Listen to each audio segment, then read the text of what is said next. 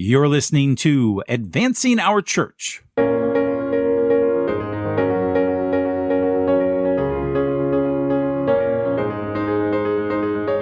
Welcome to Advancing Our Church, a Changing Our World podcast about Catholic stewardship, leadership, and advancement. And I'm your host, Jim Friend. Welcome back, everybody. We have a great show for you today on the topic of Catholic education. But first, last week, I asked you what was your favorite title for St. Joseph. He has more than 20 titles, actually. And I told you could either email those in or you could go to Kristen's Cross's Facebook page and you could cast your vote. Well, I'm excited. We had 19 people that filled out our little survey, our little poll. And I'm going to give you the results right now. We have 1 vote for Diligent Protector of Christ, 1 vote for Patron of the Dying, 3 votes for Terror of Demons. I think I told you last week that's Kristen's favorite one. 5 votes for Pillar of Families. And the winner is, with 9 votes, Head of the Holy Family. Not surprising. That was fun. Thank you to all who participated in our poll. And again, you can still cast your vote by joining the prayer group of my wife's Facebook page. It's called Today's Catholic Prayers by Kristen's Crosses. And if you're looking for a way to start your day, you can subscribe to our YouTube page where we read the gospel and I do a daily reflection on that gospel each and every day. Thanks again for everyone who participated. We will leave links in the show notes for all of this. And again, enjoy our final days of the year of St. Joseph. I was wondering, does anyone know who we're honoring in the new liturgical year, which of course starts with the first Sunday of Advent at the end of November? I'm just wondering if you do know, please shoot me an email. I'm curious. Now, let's get to work.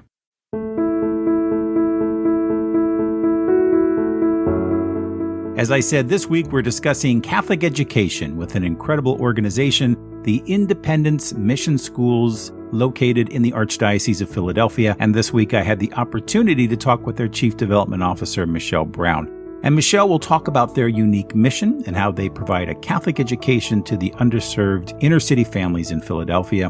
And we'll also talk a little bit about some year-end giving strategies. And so, without further ado, here is Michelle Brown. Okay, well, welcome to Advancing Our Church. Welcome, Michelle. So great to have you on the show today. Thanks for having me. So I'm going to read a little bio about Michelle Brown. She's the Chief Development Officer for the Independence Mission Schools. We're going to have a great conversation today about Catholic education and especially this very special ministry that you're a part of. I'm very excited to get into that with you. But first, for our listeners, Michelle Brown is the Chief Development Officer at Independence Mission Schools in Philadelphia. She's responsible for raising more than $15 million annually and overseeing communications, marketing, and public relations for the organization.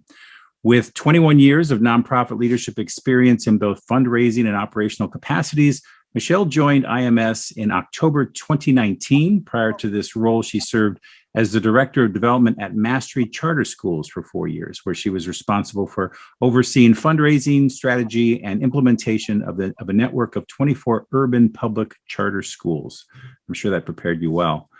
Michelle's career began in the Development and Stewardship Office in the Archdiocese of Philadelphia in 2000, where she successfully led the Catholic Charities Appeal campaign, raising over $9 million annually for 5 years. She served Franciscan Ministries Foundation of the Sisters of St. Francis of Philadelphia and at Devereux Advanced Behavioral Health in both development and operational leadership roles. Michelle holds a BA in journalism and mass communications from Bonaventure University, where she was also a 4-year member of the Division I women's basketball team and the class of 2000 Ideal Bonaventure Woman. In 2008, she earned her MS in nonprofit management from Eastern University, where she was also the recipient of the Harold C. Howard Servant Leader Award. Michelle and her 2 sons, Colin and Andrew, reside in media. Welcome, Michelle. Great resume. Thank you. So for our listeners, they've heard a little bit about you, and I want to ask you, a few things about yourself and your career, but maybe just let's introduce the topic first of Independence Mission Schools, because I'm sure a lot of folks who are listening have heard of the organization, but they might not quite understand how it works. So can you share with us a little bit about how it got started? Sure.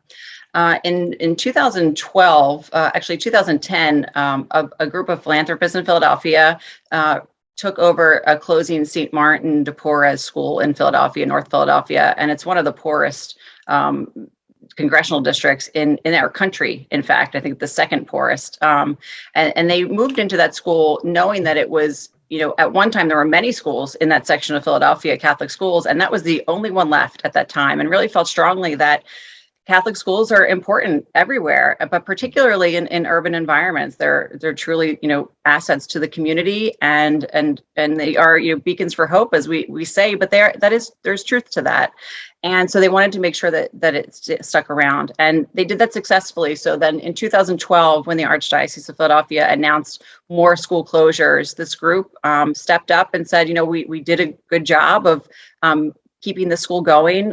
Let's see if we can do more. And so at that point, one school became a total of 15 schools under the name of Independence Mission Schools. And so here we are today, 8 years later, running pretty strong. We are now at 14 schools. We did consolidate schools in this last year, but the same group of people are still heavily involved and on our board, and really still passionate about the mission to make sure it continues. That's tremendous, Michelle. And as you know, in my prior life, I was the Chief Development Officer for the Faith in the Future Foundation, which got its start right around the same time as the Independence Mission Schools in Philadelphia. It was really a pivotal moment for Catholic education in the Archdiocese, with the high schools, the Independence Mission Schools, and even the elementary schools working very hard. What is the operations model for each school? So as I understand it, we actually had Father Chris Walsh from St. Raymond of Pennafort on the show just a few weeks ago. And they're a part of the IMS group as well. As I understand it, the pastor kind of signs over some of his administrative roles to kind of allow Independence Mission Schools to help manage the operation. Is that right? That is right. The schools really become completely independent of the Archdiocese themselves. The pastors can remain involved as much or as little as they'd like. And Father Chris is a great example of a pastor who is generously and heavily involved, and in his commitment to the community that involves the school.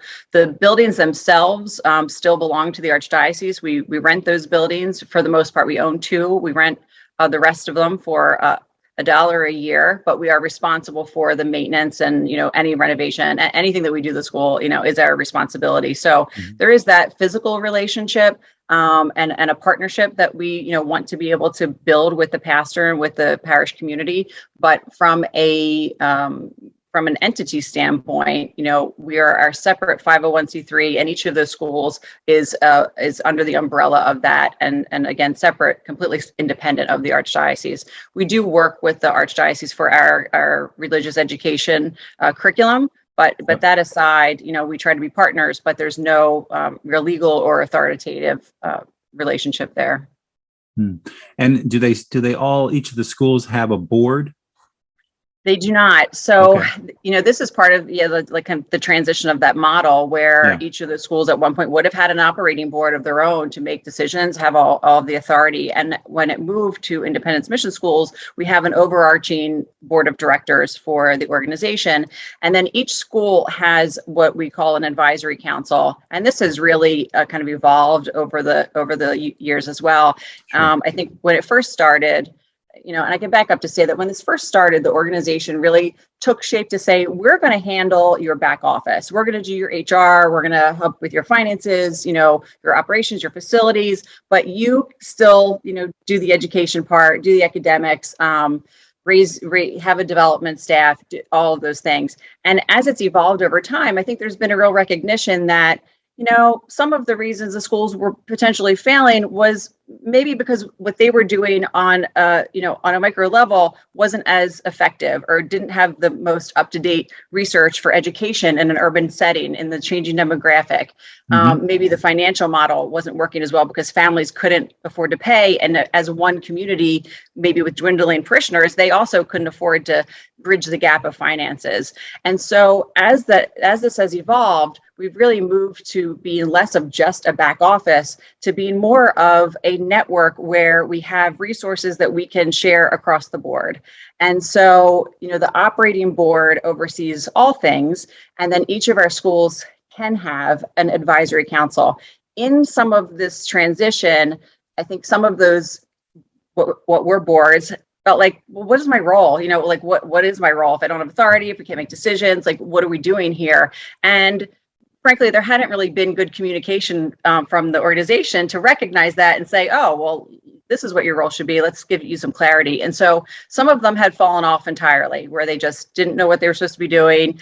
Principal maybe came in and out, and some of those folks maybe left with a former principal and just didn't rebuild a new one. But some have stayed on and have been still passionate and still excited, even with a lack of direction, which I think really shows their commitment to the school and to the mission. And so when I came on board 2 years ago, it was really evident to me that having these councils at each school was a resource that was necessary. To have the outreach, to have really an extension of my team in development and communications. And so I've been working with those 7 that exist still. So 7 of the 14 exist still, to strengthen, to give better clarity, to have a better understanding of what their purpose is or could be, the impact that they could have. And really now it focuses more on supporting that principal and that school with maybe what their initiatives are for that year or the next 2 years. Is it increasing enrollment? And what does that mean? Does it mean they need help with marketing? Does it mean they need maybe a new playground, to make it a better experience for the students and better visual outside? So it's fundraising, it's awareness, it's just continuing to build the knowledge that the schools still exist and that they really need support from everyone in all communities, city and suburb. So that's kind of where they are now. And it's going pretty well. I think people are feeling engaged. I feel like they feel like there's direction. There's certainly still work to do in that space, but the goal would be that the ones that exist get to a place where they can, really support themselves and move forward very clearly. And then we can start to rebuild at the schools where those councils have been lost. Sure. So you're responsible for raising over 15 million every year. No small nut to crack for sure. Is there a local development office at each of the schools, or an individual advancement director, or how is it structured? So that's one of the changes that had occurred in the past, I'd say 4 years, where each had a development director, at least development office. And then it moved to then being regional offices, where when I came in, then that was wiped out and it became completely centralized. So I was brought in really with the idea to just reimagine development overall, develop a new strategy.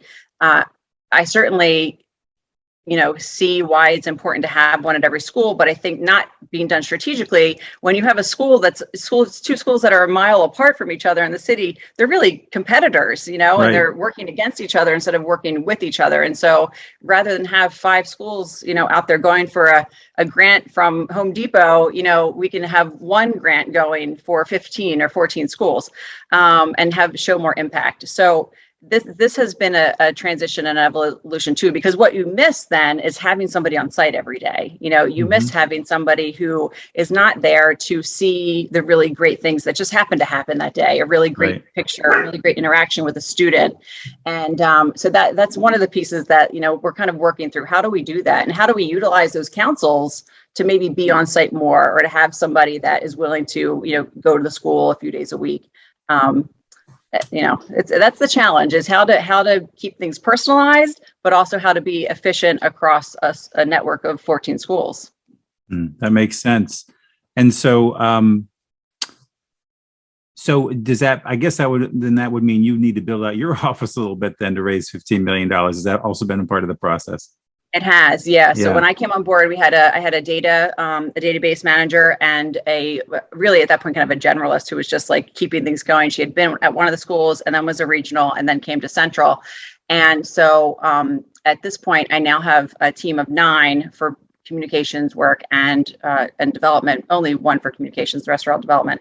And I was able to really develop what I felt was a vision for this program, and then hire really during the height of the pandemic and quarantine, which was quite an experience to be recruiting and interviewing and all of that. A lot of my team didn't even meet in person until they were already on board for 9 months. So. It was interesting. And I think it's difficult to onboard and have people really get a sense of it, not being able to be in schools. Many of our schools were not open full time in that year. So It was quite the challenge, but I have a really great team, and I feel like the vision that I've put in place and how to divide the work is coming together, and that feels really, really great. I'll bet. In Pennsylvania, of course, for those who might be listening outside the state, we benefit from the Educational Improvement Tax Credit Program. Roughly, is that money counted in the 15 you have to raise each year? Absolutely, yes. What share of that is EITC? Yeah, about 8 million of what we raise is through the tax credit program, through the EITC and OSTC, Opportunity Scholarship Tax Credit, which are really talked about in one and the same. But it is a crucial part of the way that we raise funds for our students. Yeah, I'll bet. That's tremendous. And I would imagine you have some stories about how the operation has probably just changed over the years, right? And how can you give us some examples of how maybe donors have gotten involved and maybe gotten more engaged either through a board, or are they coming to you, donors through corporate giving, or how are you identifying people that are interested in this particular mission? Yeah, it's a positively overwhelming endeavor, because our schools have been in these communities for hundred and some years in many cases. And so there are people and families, that go back generations and generations that have gone to these schools, loved their schools, and still want to support their schools. That being said, in the transition of things, in the failing of schools in the past, and the change of the demographics, a lot of that communication has been lost. A lot of that engagement had been lost. And so over the past years, we've been doing a lot of work to, just even to go to the school and get like the handwritten roll books, and then entering them and working with a company to help, check addresses and update those, and just try to get in touch with people to let them know that their school is still here, that it's a part of this network, but that doesn't mean anything other than it's being managed, in a different kind of way. It's still their school. The funds that they give are still going to that school, but there's a lot of misperception about that exists out there. So we are really trying to do a step back right now in going back out to donors, back out to community, to say, this is who we are. This is what this means. This is what this means for your school, what it doesn't mean, so that people have real clarity on the fact that if they're going to give to one of their schools, it is staying at that school. It's not going to this other IMS entity that exists somewhere. It is all of us. All of our schools are IMS, and any of us at our central office are here solely to support the operation of those schools. So, there's a lot of that misunderstanding out there that we're really trying to work on. But our donors, so a lot of alumni, which is fantastic. We haven't really done a lot of general corporate giving, but I think we're moving a little bit in that direction. Certainly the tax credit is a part of that. As people can give, as a corporation can give, and also individuals can now give, which has been huge success and impact for all of us. I started, when I was at the Archdiocese in 2001, and Blocks was run out of there was one person in my development office then, and it's really evolved since that time. And individuals now being able to give has really made a huge difference for us with that. But we are trying to look at more with corporate giving and what we can do beyond just sponsorships. I think corporate giving has changed in general anyway. Most companies aren't necessarily giving for the marketing anymore. It used to be, what's the marketing benefit? But now it is more, they've developed a foundation, there's more of a process. It's much less about, this board member knows this high-ranking individual in a company, and they're just going to shove some of their dollars our way in their budget. It doesn't work that way anymore.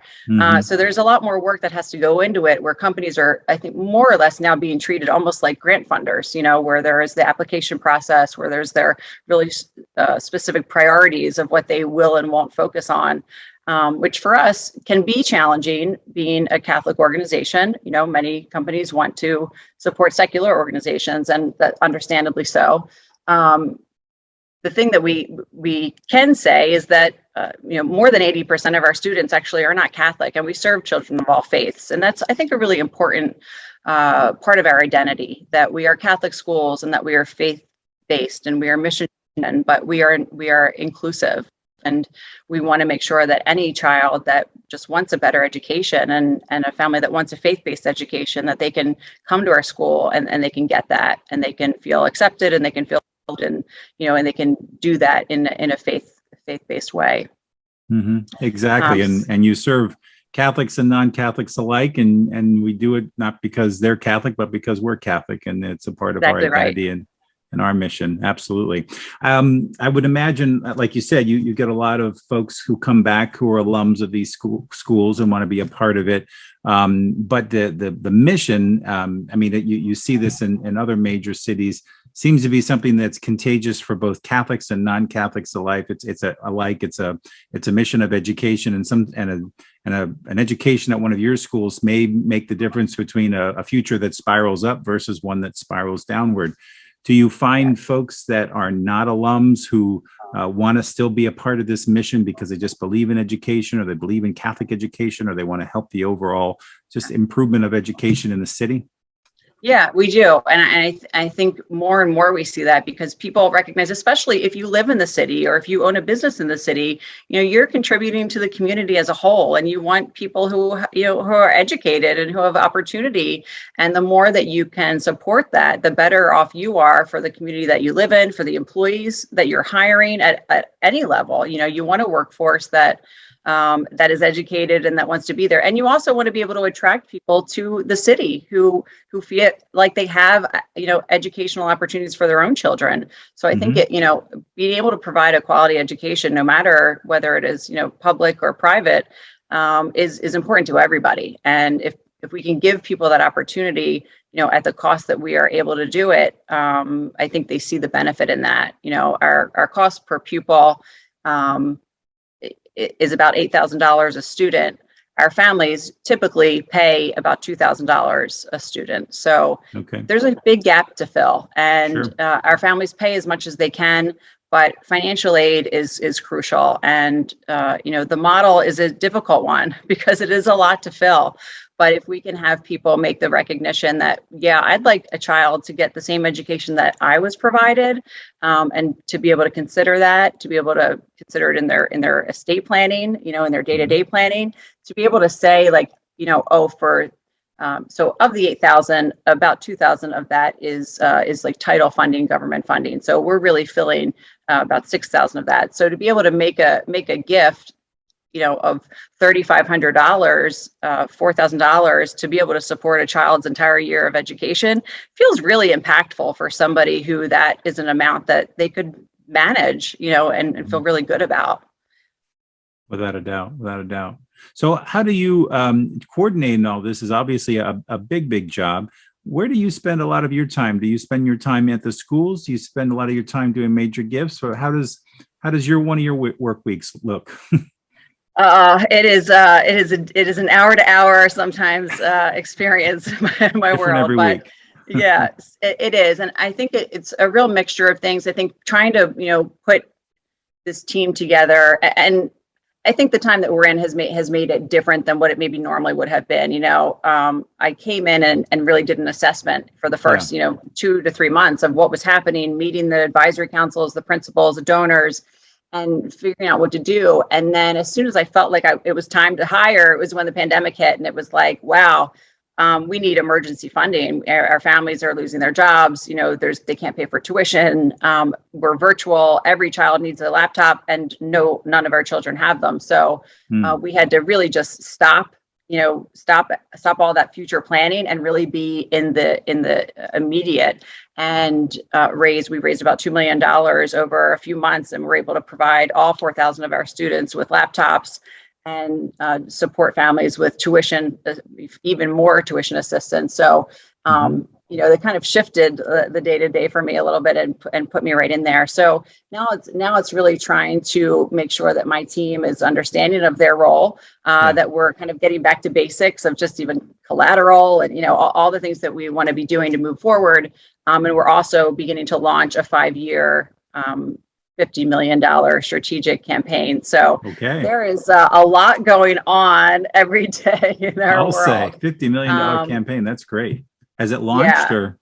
It is. I mean, I'm making this not a silent phase right now, but it is that we have started, we've started working with our larger funders and really trying to get those investments in and refine our plan a little bit as it is launched in terms of the implementation of the strategy, which really focuses on increasing our academic outcomes and making sure that our curriculum is strong and that it is supported and really needing the funds to do that, because as they were schools who were independent, they were doing their own thing at each parish, at each school. And so we've now shifted so that every school has the same math curriculum, every school has the same literacy curriculum, which will make a really big difference for us in professional development and, data collection, all of those things that we need as fundraisers.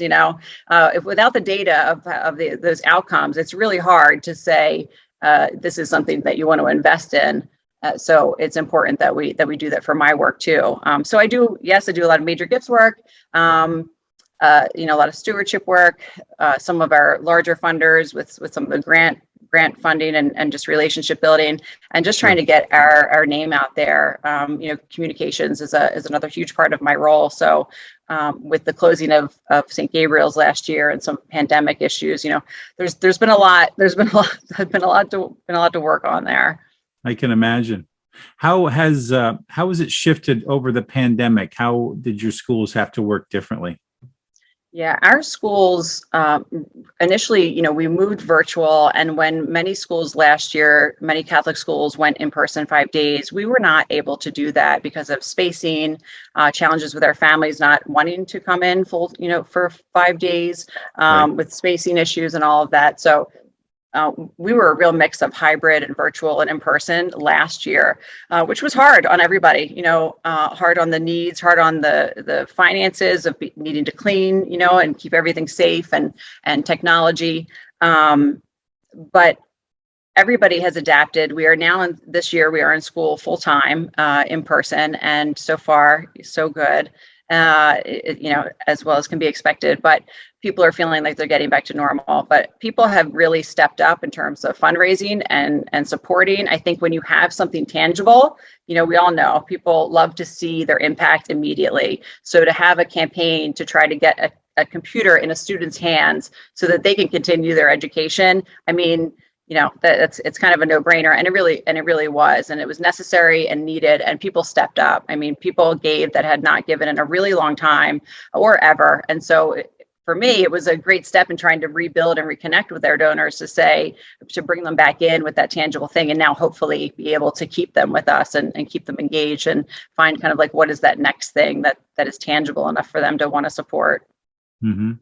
That's tremendous, and donors have also adapted through this, or has your approach to them adapted? I would imagine. For a lot of us, online giving became much bigger of your school. Your schools are probably already doing that We are, but it is such a challenge because so many of our donors are older and are, and they want to write the checks, and they even recurring donors, they send a monthly check, some of them are sending monthly checks still. So we had challenges with postal service for a very long time, which is difficult. A donor doesn't understand that you just didn't get it yet. That seems unfathomable, but that it's 6 months and you maybe just got a check. But it was what was happening. I think that was a really big challenge for us is trying to be really transparent, but it's hard. People don't understand that is actually the reality.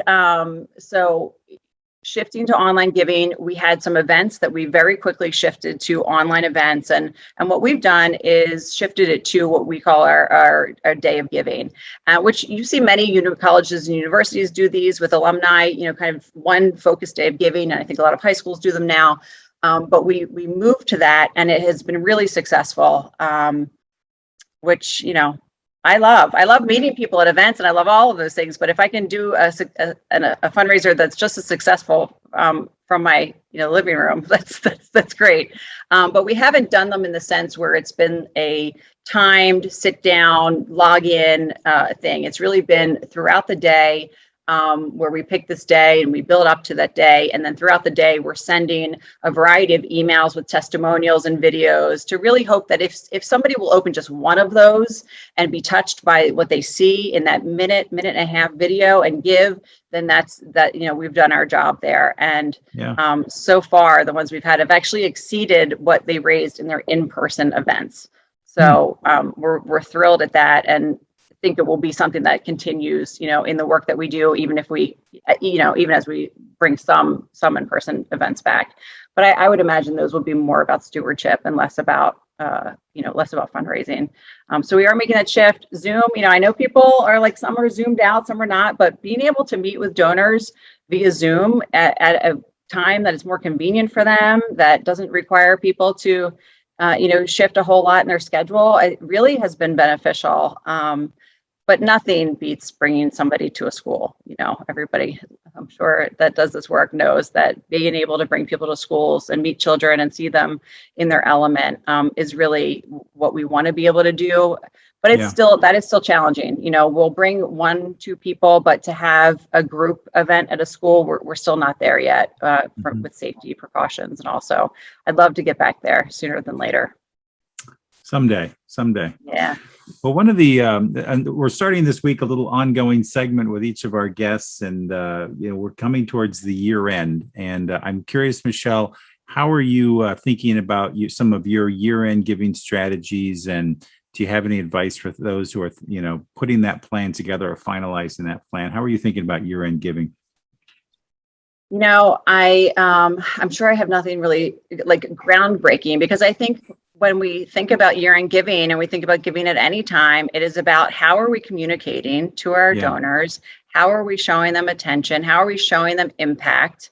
Mm-hmm. And we are all still in this environment, of a pandemic. And how are we still making the impact on children? How is their donation still affecting that? And, being able to tell those stories and be able to do it in a way that people are receptive to, it remains the challenge all the time, and remains the focus. We move into Giving Tuesday and Thanksgiving, and I'm done with Giving Tuesday.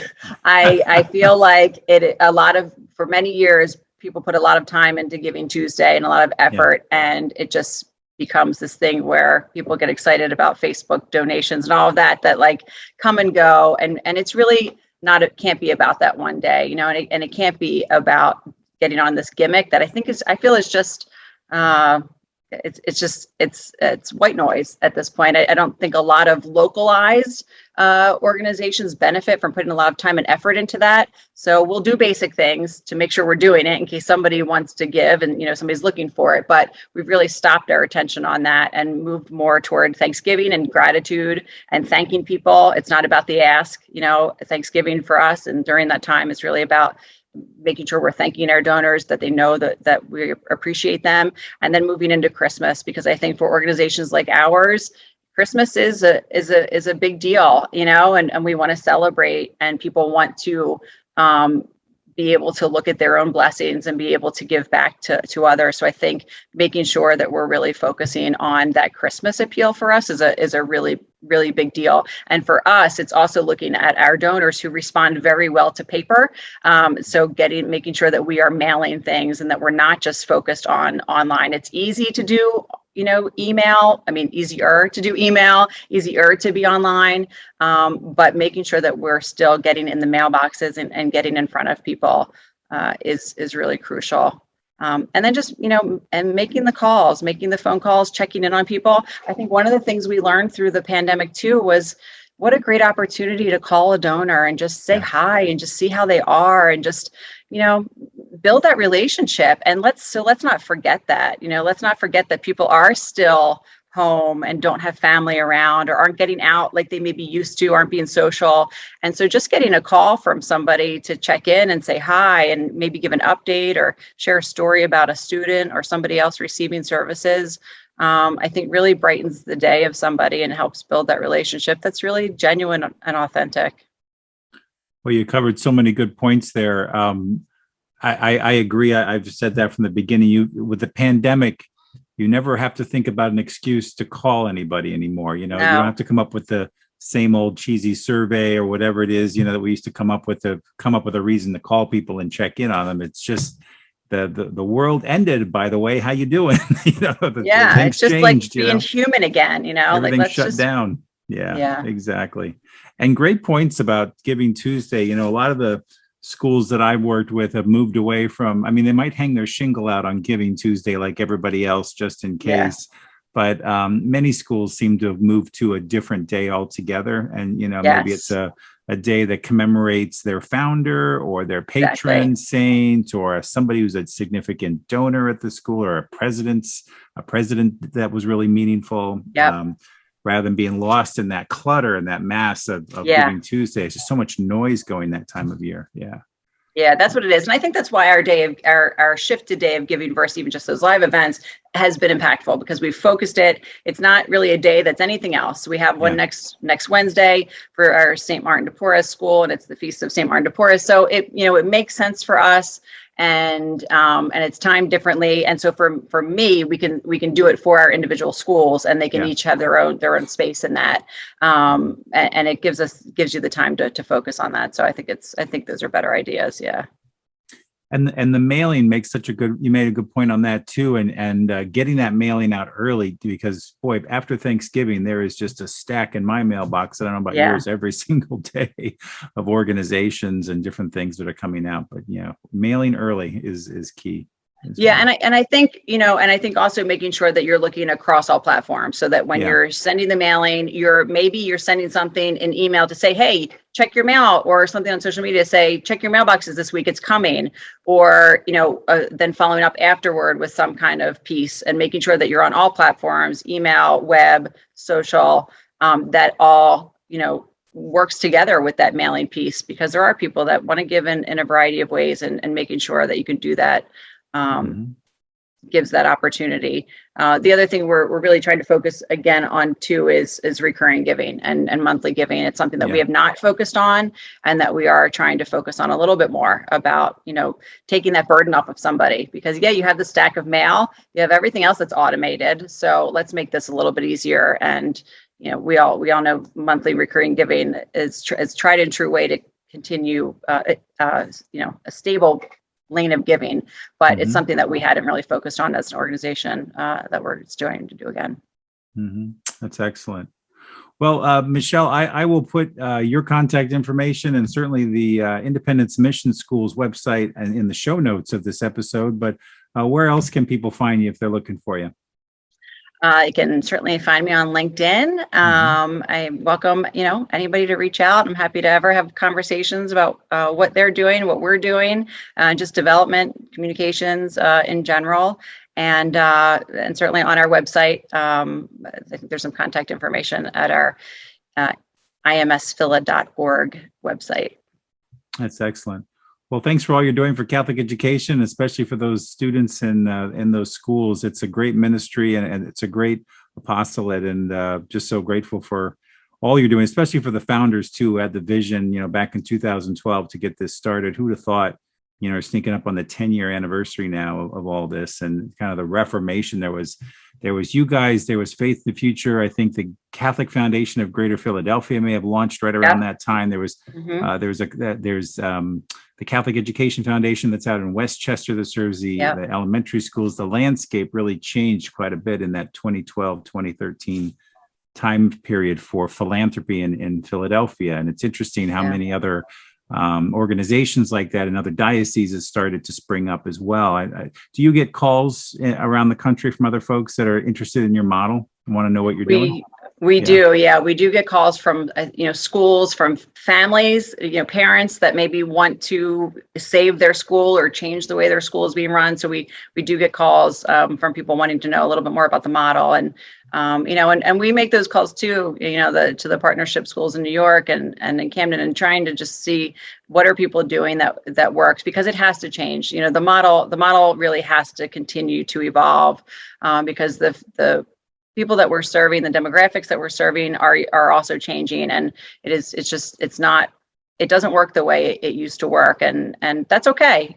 That's what it's all about. We grow and we learn and we evolve, but we don't want to lose this opportunity to be able to continue Catholic education, to continue to be that bright spot and be that safe haven, but one that's also providing rigorous academics. We don't want to just be the safe place. We want to be the place where families want to send their kids, and they know and they feel stability, and they feel security that their child is going to leave and be able to go potentially to a Catholic high school or another quality high school and fulfill their dreams and do all the things that they want to do. That's what it's all about.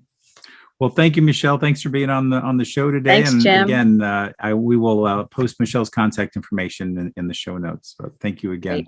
Thanks a lot. I want to thank Michelle Brown for being on our show this week. Thank you, Michelle, for sharing your wisdom and the story of the Independence Mission Schools. I will leave a link to your website on the show notes if you'd like to get in touch with Michelle, either via LinkedIn or via the Independence Mission Schools. Again, if you'd like to view the entire video presentation of this episode, you can visit our episode's homepage at advancingourchurch.com. Well, that's our show this week. Many thanks to the Changing Our World podcast team and to Podastery Studios for another great show. And if you'd like to help our show, please leave us a rating wherever you downloaded this podcast. And for more information about our show and where to find us, you can go to advancingourchurch.com. You can follow us on Facebook, Twitter, Instagram, or YouTube. Advancing Our Church is a production of Changing Our World, and we are a fundraising and social impact consulting firm that has been advising both nonprofits and corporations for more than 2 decades. For more information, please visit us at changingourworld.com. Well, that's it for me, everybody. I hope you have a terrific week. Take care, and God bless.